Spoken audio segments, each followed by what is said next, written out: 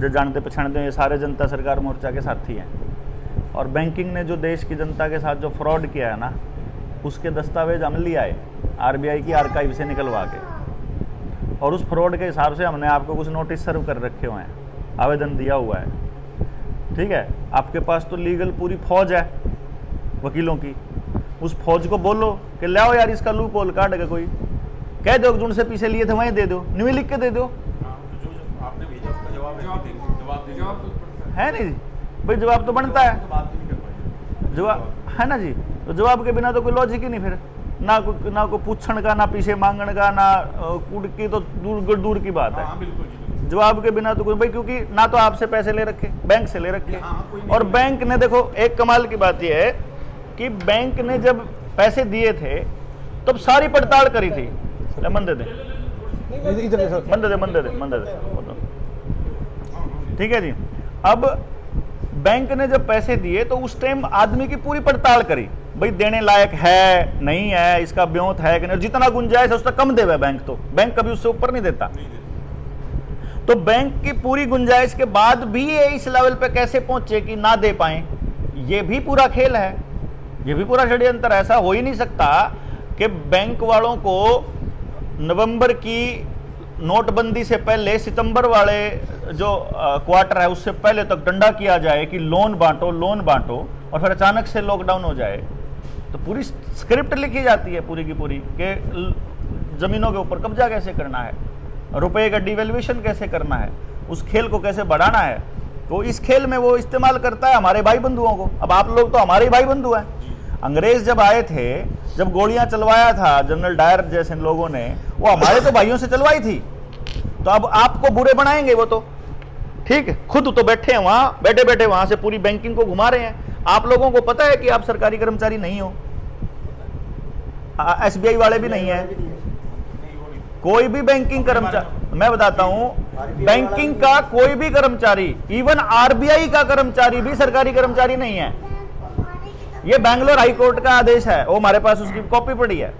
मतलब बैंकिंग में काम करने वाला व्यक्ति सरकारी आदमी नहीं है। लेकिन वो फ्रॉड क्या है सबसे बड़ा, कि बैंकिंग वाले आदमी के साथ अगर आप दूसरे तरीके से बात करोगे तो वो अपराध क्या लेते हैं, सरकारी काम में बाधा का। इसीलिए वो बैंकिंग के आदमी के आगे पुलिस के आदमी को करते हैं, वो किसी सरकारी आदमी को लेके आते हैं अपने साथ में, क्योंकि असल में सरकारी वो है, बैंक वाला सरकारी नहीं है। अब बैंक वाले कर्मचारी को भी नहीं पता कि आप ठग रहे हो इनको, अपने भाई बंधुओं को, ठीक, नौकरी कर रहे हैं वो तो कहने की बात है, ये तो आपकी जबान में डाला जाता है कि हमने तो नौकरी करनी। असलियत में तो पता है आपको भी, सारे षड्यंत्रों का पता है, अंदर क्या चल रहा है। अभी आप बैंक में हो, बैंकिंग का आदमी को पता है कि बैंकिंग को छोड़ के बैंक सारे काम करने लग रहे, बीमे बेचने लग रहे, लोगों के पैसे धक्के तक काटने लग रहे, कमीशन काटने लग रहे, लोगों ने दरान धमकान का काम, वसूली का काम, हफ्ता वसूली जैसा काम करने लग रहे। सारा काम बैंक कर रहे, सिर्फ बैंकिंग नहीं कर रहे। बैंकिंग होगी सीएचसी सेंटर से या एटीएम से, बैंकिंग वहां से होगी, और बैंक अंडे देने खातर बैठा गए, लेकिन बैंक के अंदर कुछ भी ऐसा नहीं हो रहा। तो इस पूरे षड्यंत्र के ऊपर जब हम आरबीआई के दस्तावेज लेकर के आए ना भाई साहब, तो आदमी की आंखें जो है ना वो फटी की फटी रह जाती हैं। पता भी नहीं, आप लोगों को भी नहीं पता आपके साथ षड्यंत्र चल रहा है, आपको भी नहीं पता कि आप उस खेल में आप मोहरे बनाए जा रहे हो बेसिकली, लेकिन चल रहा है। क्योंकि गांव देश की जनता जो है वो बेचारी नादान है, उसको नहीं मालूम, उसको रिसर्च करनी सिखाई नहीं, उसको तो स्कूल में रट्टे मारना सिखाया, उसकी औलाद को रट्टे मारना सिखाया। अब आपको ये तो मालूम है कि जितने नोट बैंक छापता है उतने रुपए का सोना भी रखता है, लेकिन कितना रखता है वो तो नहीं बताया, किसी को नहीं बताया। डिवेल्युएशन करोगे तो आपको आजीवन कारावास तक की सजा हो जाएगी। तो वो कौन सी सरकार थी और कौन प्रधानमंत्री था जिस हरामखोर ने पैसे को डिवेल्युएशन का नोटिस जारी करा? सिर्फ एक एग्जीक्यूटिव ऑर्डर से आप पैसा डिवेल्युएट कर सकते हो क्या, बिना कानून बनाए? और जो 47 से लेके आज तक जो डिवेल्युएशन का रुपया था उसका हिसाब मांगेंगे ना, इनकी सारी पुश्तें, आने वाली पुश्तें, कोई सी भी पुश्तें पूरी नहीं कर पाएंगी, इतना हिसाब किताब है। यहाँ पे तो कोर बैंकिंग को ये नहीं पता कि रुपया करेंसी और उसमें बैंक नोट में अंतर है या सेम ही है। मतलब कोर बैंकर था एक, हमारी ट्रेनिंग के अंदर आया हुआ था हिसार में, बैंगलोर से कोर बैंकिंग में काम करने वाला बंदा था, एसबीआई की कोर बैंकिंग में। उसने बताया हमारे को। वो हमने उसको बोला, मैं कहा हमारे पास तो बैलेंस शीट है बैंक की, आपने कभी बैलेंस शीट देखी क्या? आपने देखी बैलेंस शीट? नहीं देखी। आपको क्यों नहीं दिखाते? बैलेंस शीट जहां रखी जाती है वो जगह ऐसी है जो no fly zone, no driving zone, no drone zone, कोई ड्रोन नहीं जा सकता वहां, और अगर व्यक्ति वहां चला जाए तो शूट एट साइट का ऑर्डर है। मतलब वो इतनी सिक्योर जगह पे रखे जाते हैं आपकी बैलेंस शीट, और ऑनलाइन नहीं होती कभी भी, ऑफलाइन होती है। और जिस आदमी से पैसा वसूल लिया उसका अकाउंट डिलीट कर देता है बैंक, ताकि हिसाब ना रखे इस लूट का। पता है नहीं तो बात आपको, जाके पूछना कोर बैंकिंग में। जैसे ही आपको नो ड्यू सर्टिफिकेट दिया, कोर बैंकिंग में जाकर के वो पूरा डेटा पूरा का पूरा डिलीट। हर लोन अकाउंट नया अकाउंट बनता है, हर एक लोन, मतलब जिस आदमी का बैंक अकाउंट तो एक रह जाए, आपका परमानेंट अकाउंट नंबर तो है, पैन नंबर तो, आधार तो परमानेंट है, बाकी सब कुछ परमानेंट है, सिर्फ एक चीज परमानेंट नहीं है, आपका लोन अकाउंट। ये आपका इस क्वेश्चन का जवाब ये है, पुरानी तो मुझे पता नहीं, पर पिछले 6 साल से ऐसा, पिछले 6 साल से कस्टमर आईडी जनरेट होती है, इसमें कस्टमर के सभी तरह के लोन अकाउंट उसी कस्टमर आईडी के अंदर आ जाते हैं। लोन अकाउंट है, 5 ईयर्स का है, लाख मेरा प्रॉर मुझे पता है। अगर आपके जब, मैं वही कह रहा हूं, वो जो कोर बैंकिंग वाली बात है ना, जिसकी मैं बात कर रहा था, ले उठाइए इसका फोन, कहिए आशीष को, कहते चलेंगे अभी थोड़ी देर में बराड़ा से। ना ना उठा ले, कहते उठा के बात कर ले ना, कहते मैं फोन करेंगे यहाँ से और प्लान बना लेंगे।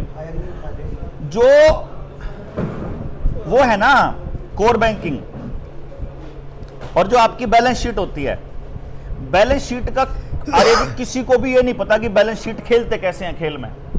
बैलेंस शीट में क्या होना चाहिए, असलियत में क्या होना चाहिए, मैं बैंक हूं, मेरे पे 100 रुपए हैं और भाई ने मेरे से 40 रुपए मांगे, तो बैलेंस शीट क्या होनी चाहिए, 100 रुपए, उधर 0, इधर 100 में से -40 और उधर +40, इधर हाँ है ना, इधर रह गए 60 और उधर रह गए 40, ये होना चाहिए।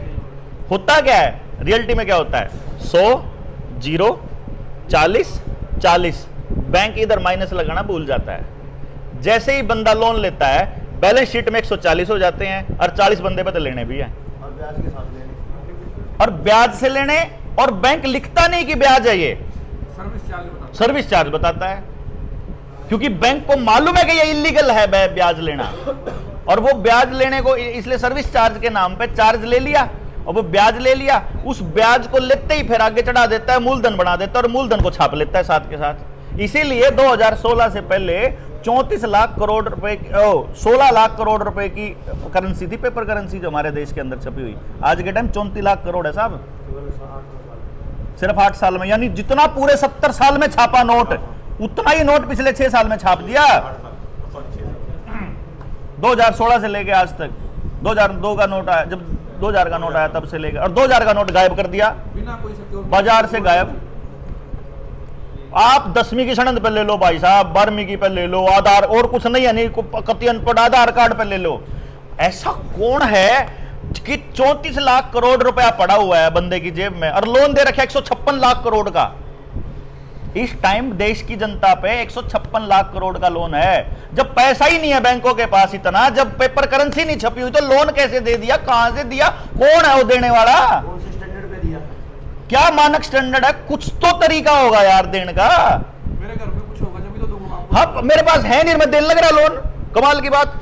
अच्छा मेरे को तो फैक्ट्री खोलने के लिए 1000 करोड़ भी दे देंगे, अडानी को तो खोलने के लिए 10,000 करोड़ भी दे देंगे, मेरे को ये मकान बनाने के लिए तो 2 करोड़ 5 करोड़ में जितना मर्जी लोन मांग लो ले लेंगे। लेकिन बैंक ने आज तक अपनी प्रॉपर्टी क्यों नहीं बनाई भाई,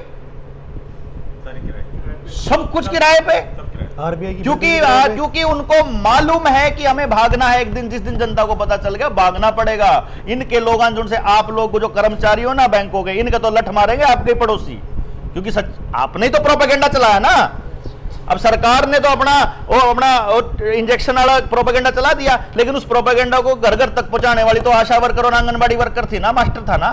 लठ तो उनका लागेंगे ना, जब लोग मरेंगे लोगों ने पता चलेगा कि इनके धक्के करने तो लोग मरे।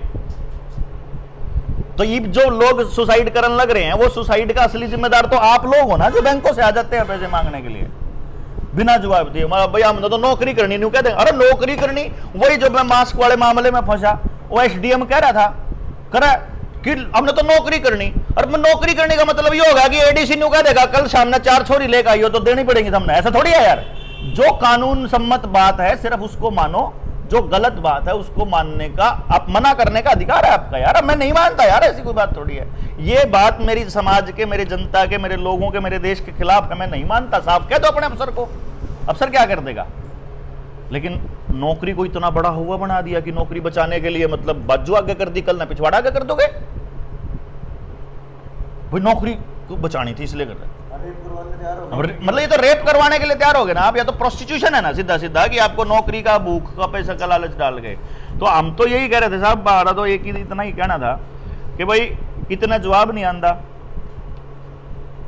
हम तो देखो हमने उसमें चिट्ठी में लिख रखा ना हम आपका 1 रुपया रख दे, ना हमारा इरादा रखने का, लेकिन हमें पता फ्रॉड का अब चला, भाई को पता अब चला, हमें तो पता पहले से ही। हम तो चले जाओ, हमारे तो कोई बैंक वाला लोन नहीं देता। ओह बलारा साहब चाय पियो, पानी पियो, लोन नहीं मांगो, हमने बेरा तो क्यों कर देगा। कब भेजी भाई साहब चिट्ठी आपने? ये 14 तारीख को भिजवा दी थी। 14 अभी जुलाई, हाँ, और 17 तारीख को रिसीविंग भी होगी थी स्पीड पोस्ट से, स्पीड पोस्ट से, और पोस्टल लगा के किस बता एड्रेस? चारों एड्रेस पे भिजवा रखी हैं। एक प्रतिलिपि हमें भी दे दो अगर दे सकते हैं। हाँ बिल्कुल, दे नहीं सकते, हम दे देंगे। प्रतिलिपि हम तो बैठे ही से काम पे प्रतिलिपि देने पाए आयरन का है।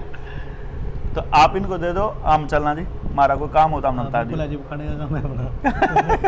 खाने का काम, चलो खाना खा के चाल पड़ेंगे। चलो करो जी, इतने बाहर खड़े हो जाते इधर अंदर बैठ आप लोग करो बात। हाँ हम अंदर बैठ जाए, आप बात करो।